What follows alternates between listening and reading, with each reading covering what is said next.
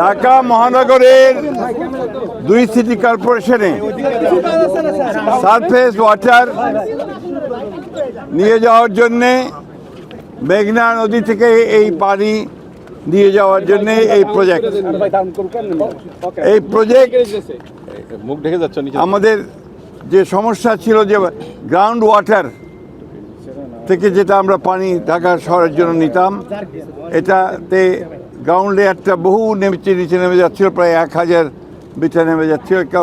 একটা ভয়াবহ একটা পরিস্থিতির সৃষ্টি হতে যাচ্ছে। সেটাকে মোকাবেলা করার জন্য মেঘনা থেকে পানি নিয়ে এসে পানিকে ট্রিটমেন্ট করে ঢাকা মহানগরীর নাগরিকদের পানি সরবরাহ করার ওয়াসা এই প্রজেক্ট গ্রহণ করেছে।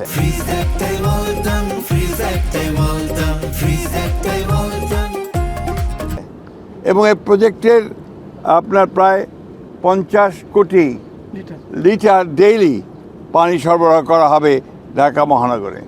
প্রায় 10,000 কোটি টাকা ব্যয় এই প্রজেক্ট নেওয়া হয়েছিল এবং এটা প্রায় শেষের দিকে 97% প্রায় আপনার শেষ হয়ে এসছে। ছোটোখাটো দু একটা আপনার কাজ আছে, সেই কাজগুলো শেষ করে আমরা আশা করছি যে আগামী 1 বছরের মধ্যে এই প্রজেক্ট কমপ্লিট হবে এবং তখন ঢাকা শহরে আপনার first phase of this project আমরা শেষ করতে পারবো। এরপরে আবার একটা প্রজেক্ট নেওয়ার চিন্তা আছে, যেটাতে আমরা 100 মিলিয়ন কোটি 50 কোটি পানি আমরা ঢাকা শহরে দিতে পারবো।